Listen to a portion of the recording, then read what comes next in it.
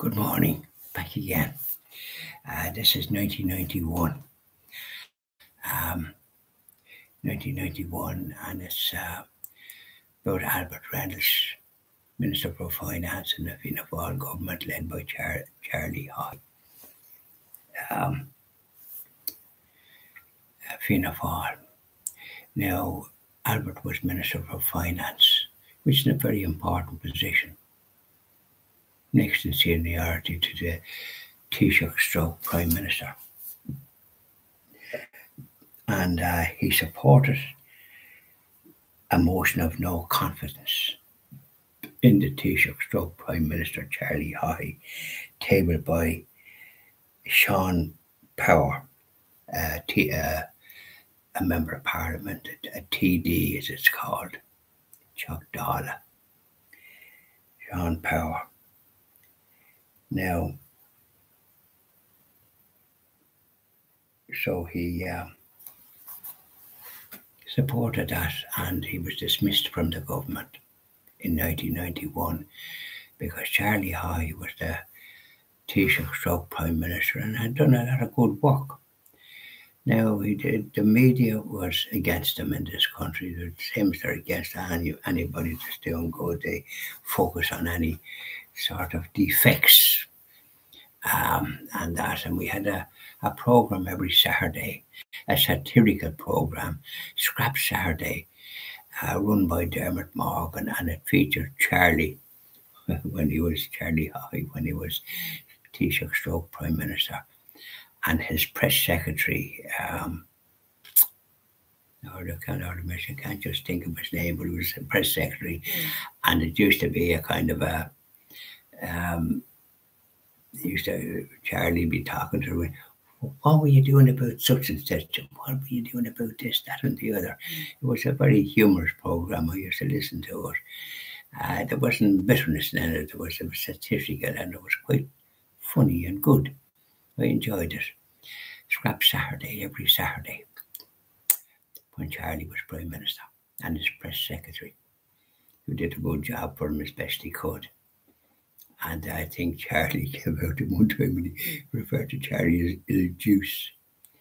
Something about, I don't know what Il Juice is, but something about the Italian chap, Mussolini. But anyways, it was those times. And so this negativity that the media subscribe to at times, it doesn't achieve anything, does it? A bit of positive news would lift your spirit, wouldn't it?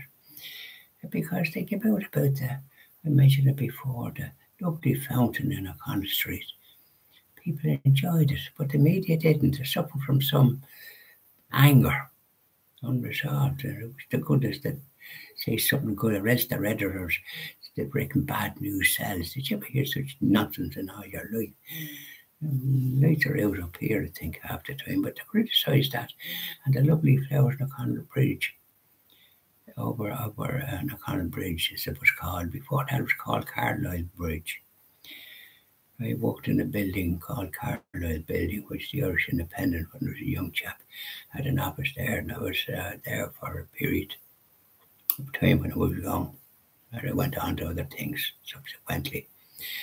But this was it. And so it's not a good thing to, if you're a Minister of Finance, to support a vote of no confidence in your Prime Minister, your Taoiseach. He couldn't expect to be kept on. Now, unfortunately, they had knives out for poor Charlie, and then he was more or less on a thing called Noise Owls, run by Healy, a chap called Healy, and Sean Doherty, who was a former Minister for Finance, made a statement about Charlie High, and Charlie had to resign as a result of what he said. I think he was talking about surveillance or something of a couple of journalists. Of course, they're secret species, apparently, and they can say and do what they like, and I think that they shouldn't. I mean, the truth should be the foundation for anything that they say, not all this negativity and character assassination. And now I notice they're fairly quiet about what's going on now, which is not conducive in many ways for life, which is a precious thing. They have interfered with the sacredness of life from conception and natural death by this abortion business. So this was 1991. And it's not good to vote for no confidence because unfortunately Albert would become eventually Taoiseach stroke Prime Minister when Charlie was ousted. But he didn't last because, and though he was good, very good, he was betrayed by Dick Spring, of the leader of the Labour Party, who didn't support him. And Albert was very confused at the time, I remember. He didn't realise what had happened.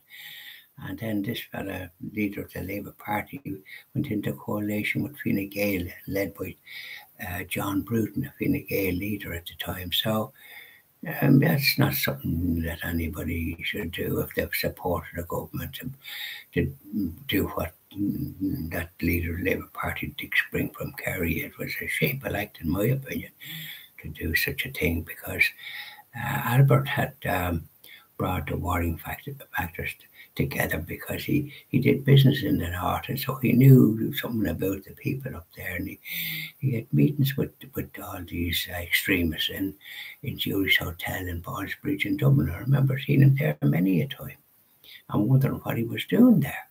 But that's what he was at. He was meeting these people, and it was kept secret, thanks for the goodness. I think he liaised with John Hume in some ways. John was a great man of peace. Oh, bless him. One of the best leaders that the SDLP ever had or ever will have, with James Mallon and all the other marvellous people that they had in that party. They're not at all like what the word of gone astray. They're pro-abortion, against life. Did you ever hear such John Hume turning his grave at the thought of that? They should re-examine their agenda there and support life. So that was the story about Albert. He did good work, and I think Mr. Spring was kind of jealous. He was foreign minister, if you don't mind, and he thought he should be sharing, but he wouldn't have the sort of context that Albert had. But he withdrew support on some pretext, something about a man called Whelan, a very able man that was going to, Albert was putting him on the High Court or Supreme Court or wherever it was. He was the Attorney General at the time. And so on that pretext, and he did that, and I think Spring was a barrister. I'm not sure what he was. But that's not a good thing to do when Albert was doing such good, and he was a good Minister for Finance in many ways. But of course the media then treated him as a country and western singer because he sang at some Fianna Fáil meeting, and then put that tag on him, this negativity that they suffer from. So that's 1991. So I tried to give a bit of a background to what occurred. And I know that the media has some sort of a negativity towards Fianna Fáil, and they're just about as shadow of themselves under this Micheál Martin, who's brought him to a very low ebb. Hopefully he'll be replaced by somebody that stands for life. He didn't. He supported the government that brought in this abortion, so there was no debate anywhere except for the pro-life people, the lay people that tried to mount a campaign, but we lost it. When Charlie was Taoiseach, they tried to do the same. Gareth Fitzgerald, leader of the Labour Party, bring in abortion. But they were defeated 2-1. But in the intervening years, these individuals, including the like of Fergus Finlay, the journalist now with the Cork Examiner, most anti-Catholic bigot that you could ever come across, and he was press secretary or something with this fella Dick Spring, a very unlikable character in my book. I wouldn't share his views in a fit. So by now, thanks. Just trying to give a flavour of the background to various things that occur in this country. because I observed them and was always interested in the good of the success of the country and that. And I see how it has deteriorated in many areas with deserted towns and villages because of the family stores no longer the vibrant force that they were in my time. Towns were vibrant, including the town I lived in, Boyle. It's a shadow of its former self from that point of view. There isn't enough family stores. And though there are Super Value, which is independently owned, and Lawns, which is a group independently owned, so at least there are family stores. I don't think we're saddled with multiples in the town. Yeah, I suppose it's not prosperous enough now for them. Okay, have a good day. Bye now.